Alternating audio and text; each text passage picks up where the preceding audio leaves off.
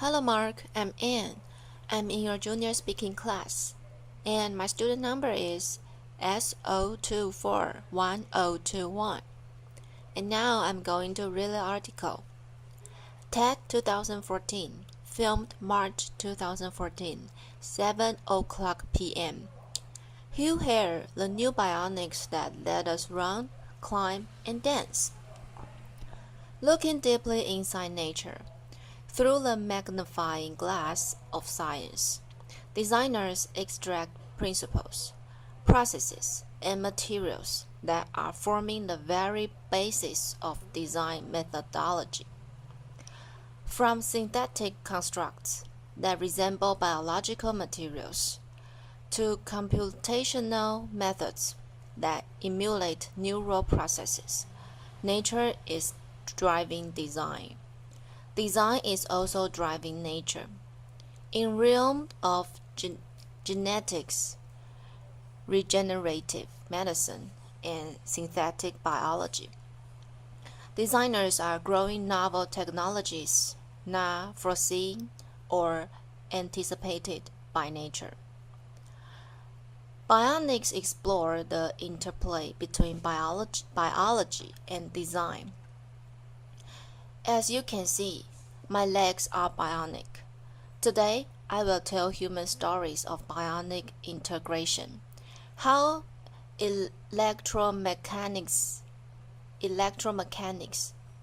attached to the body and implanted inside the body are beginning to bridge the gap between disability and ability, between human limitation and human potential. Bionics has defined my physicality. In 1982, both of my legs were amputated due to tissue damage from frostbite, incurred during a mountain climbing accident. At that time, I didn't view my body as broken. I reasoned that a human being can never be broken.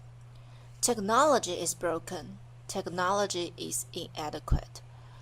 This simple but powerful idea was a call to arms to advance technology for the elimination of my own disability and ultimately the disability of others. I began by developing specialized limbs that allowed me to return to the vertical world of rock and ice climbing.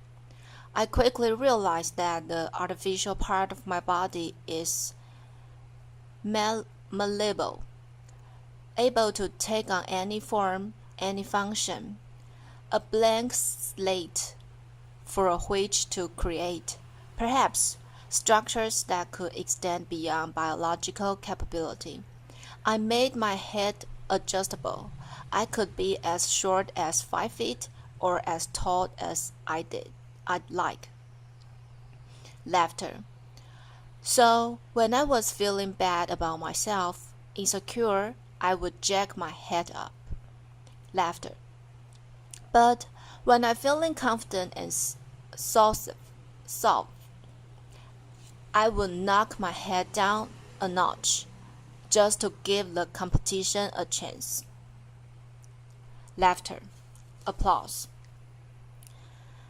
Narrow-edged feet allowed me to climb steep rock fissures where the human foot cannot penetrate, and spiked feet enabled me to climb vertical ice walls without ever experiencing muscle leg fatigue. Through technological innovation, I returned to my sport, stronger and better. Technology had eliminated my disability and allowed me a new climbing prowess. As a young man, I imagined a future world where technology so advanced could rid the world of disability, a world in which neural implants would allow the visually impaired to see, or a world in which the paralyzed could walk via body exoskeletons. Sadly, because of deficiencies in technologies, disability is rampant in the world. This gentleman is missing 3 limbs. As a testimony to current technology, he is out of the wheelchair. But we need to do a better job in bionics to allow, one day, for rehabilitation for a person with this level of injury. At the MIT Media Lab, we've established the Center of Extreme Bionics. The mission of the center is to put forth fundamental science and technological capability that will allow the biomechatronic and regenerative repair of humans across a broad range of brain and blood and body disabilities.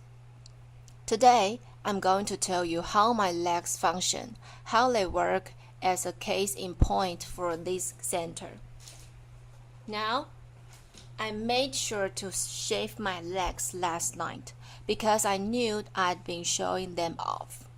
Laughter. Bionics entails the engineering of extreme interfaces. There's 3 extreme interfaces in my bionic limbs.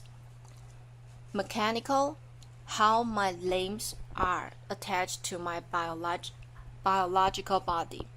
Dynamic, how they move like flesh and bone. And electrical, how they communicate with my nervous system.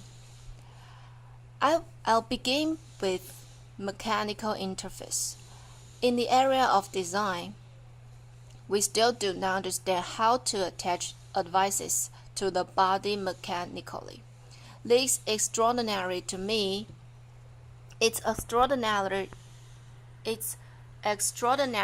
that in this day and age, one of the most mature of these technologies in the human timeline, the shoe still gives us blisters.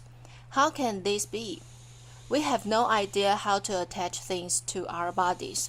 This is the beautifully lyrical design work of Professor Neri Oxman at the MIT Media Lab, showing spatially varying skeletal impedances, shown here by color variation in this 3D printed model. Imagine a future where clothing is stiff and soft where you need it, when you need it for optimal support and flexibility, without ever causing discomfort. My bionic limbs are attached to my biological body via synthetic skins with stiffness variations that mirror my underlying tissue biomechanics. To achieve that mirroring, we first developed a mathematical model of my biological limb. To that end, we used imaging tools such as MRI to look inside my body to figure out the geometrics and locations of various tissues. We also look robotic tools. Here's a 14 actuator circle that goes around the biological limb. The actuators comes in, find the surface of the limb, measure its unloaded shape, and then they push on the tissues to measure tissue compliance at each anatomical point. We combine this imaging and robotic data to build a mathematical description of my biological limb, shown on the left. You see a bunch of points or nodes. At each node, there's a color lab represents tissue compliance. We then do a mathematical transformation to the design to the synthetic skin shown on the right. And we've discovered ultimately is where the body is stiff, the synthetic skin should be soft. Where the body is soft, the synthetic skin is stiff. And this mirroring occurs across all tissue compliances. With this framework, we've produced bionic limbs that are the most comfortable limbs I've ever worn. Clearly, in the future, our clothing, our shoes, our braces, our prostheses will no longer be designed and manufactured using artisan strategies, but rather data-driven, quantitative frameworks. In the future, our shoes will no longer give us blisters. We're also embedding sensing and smart materials into the synthetic skins.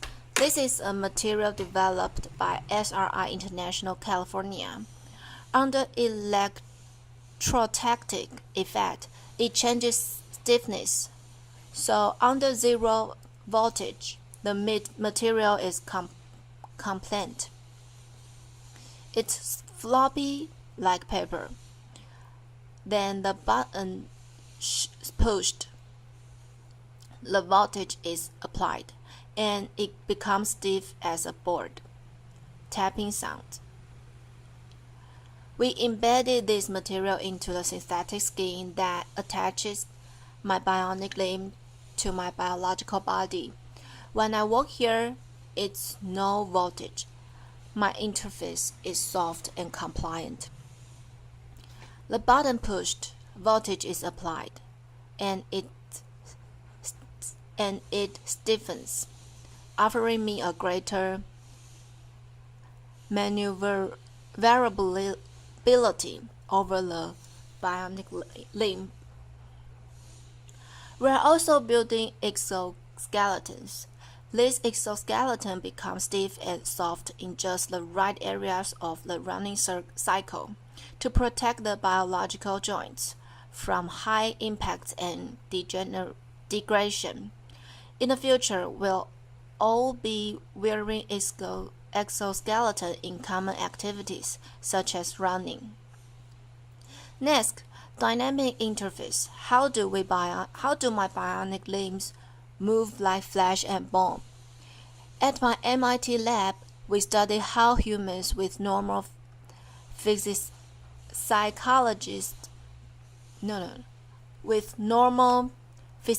stand, walk, and run. What are the muscles doing, and how are they controlled by the spinal cord? This basic science motivates what we build. We are building bionic ankles, knees, and hips. We are building body parts from the ground up. The bionic limbs that I'm wearing are called BIMs. They've been fitted to nearly 1,000 patients, 400 of which have been wounded U.S. soldiers. How does it work? At wheel strike, under computer control, the system controls stiffness to attenuate the shock of the limb hitting the ground. Then, at mid-stance, the bionic limb outputs high torques and powers to lift the person into the working stride, comparable to how muscles work in the calf region. This bionic propulsion is very important clinically to patients. So on the left, you see the bionic device worn by a lady. On the right, a passive device worn by the same lady that fails to emulate normal muscle function, enabling her to do something everything should be able to do, go up and down their steps at home. Bionics also allows for extraordinary athletic feats. There's a gentleman running up a rocky pathway.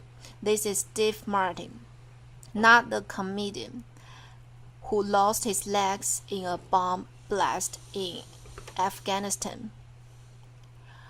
We are also building exoskeleton structures using these same principles that wrap around the biological limb. This gentleman does not have any leg condition, any disability. He has a normal physiology.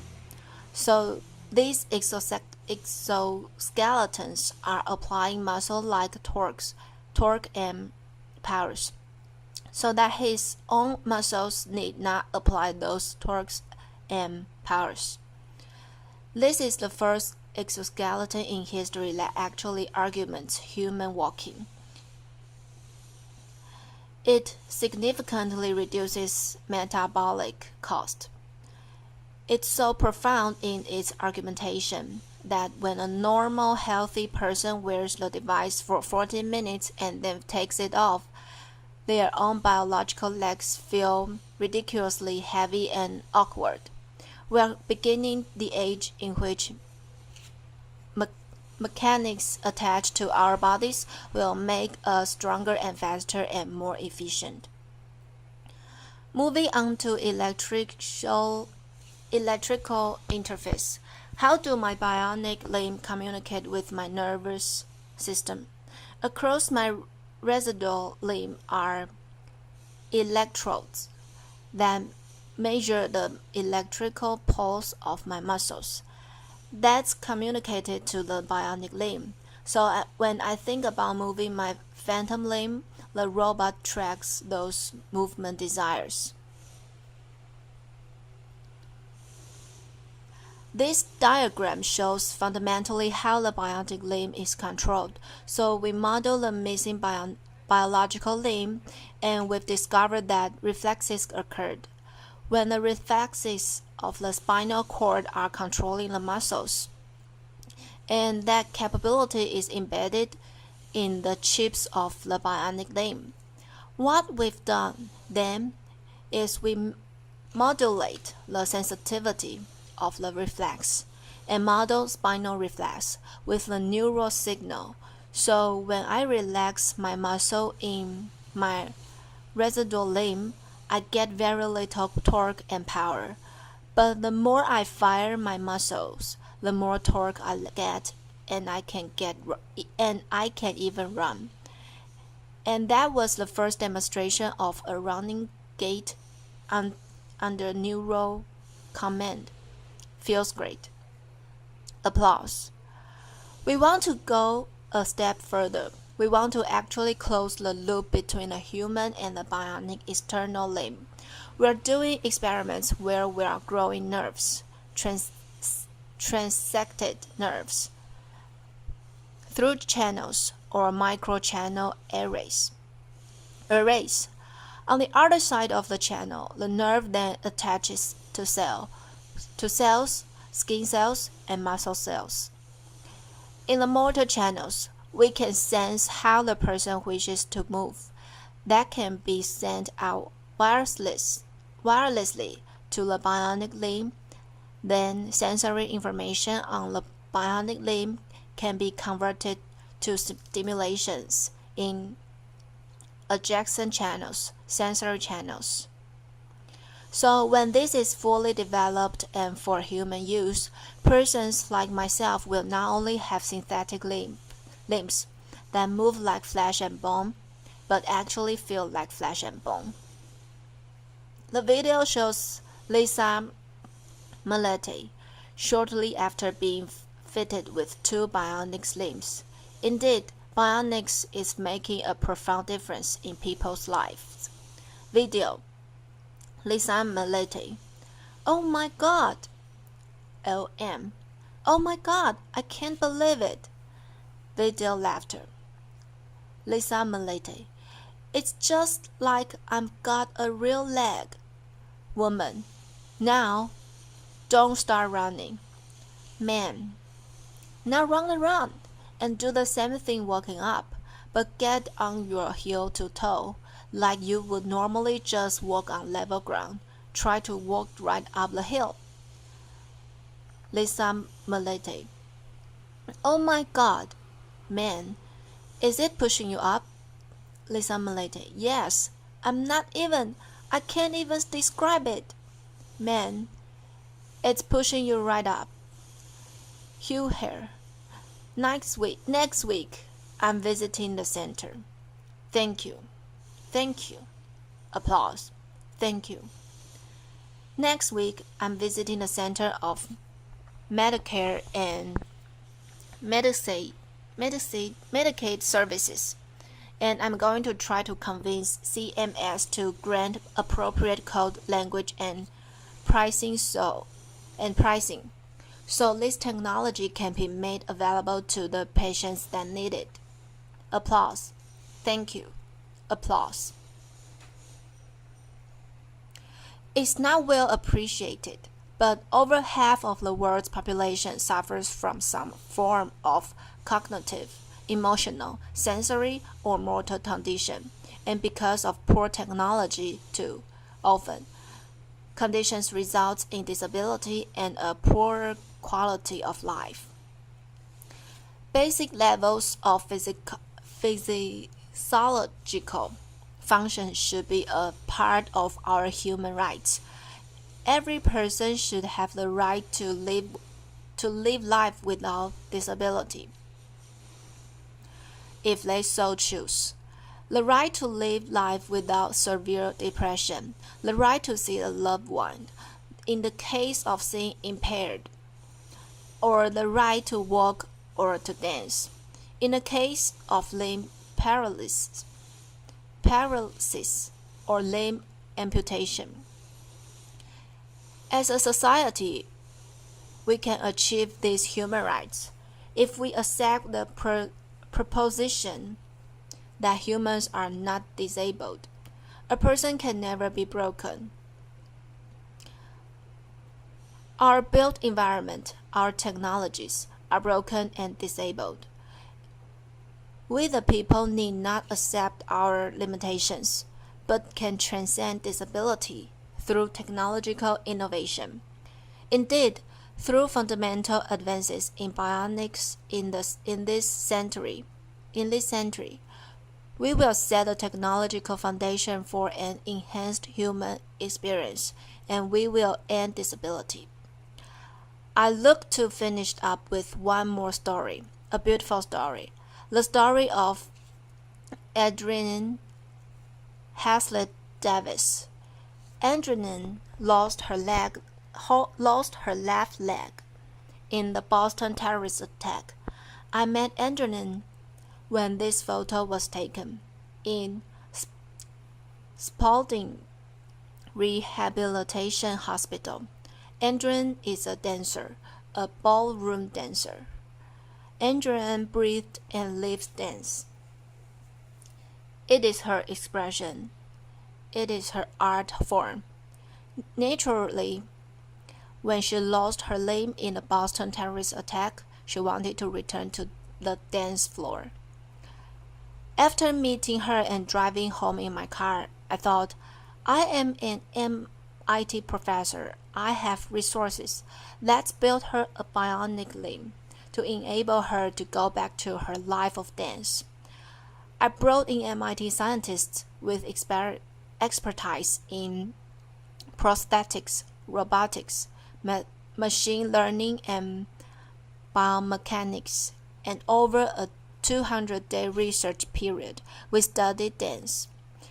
We brought in dancers with biological limbs, and we studied how they move, what forces they apply on the dance floor, and we took those data, and we put forth fundamental principles of dance, reflexive dance capability, and we embedded that intelligence into the bionic limb. Bionics is not only about making people stronger and faster. Our expression, our humanity, can be embedded into electromechanics. It was 3.5 seconds between the bomb blasts in the Boston terrorist attack. In 3.5 seconds, the criminals and crowds and cowards took Adrian off the dance floor. In 200 days, we put her back. We will not be intimidated, brought down, diminished, conquered, or stopped by acts of violence. Applause. Ladies and gentlemen, please allow me to introduce Adrienne Hasley Davis, her first performance since the attack. She's dancing with Christian Leitner. Applause. Music, Ring My Bell, performed by Enrique Iglesias. Applause. Ladies and gentlemen, members of the research team, Elliot Ross and Nathan Villaguerre Karski. Elliot and Nathan. Applause. This is the end of the recording. Thank you for listening. Bye bye, Mark.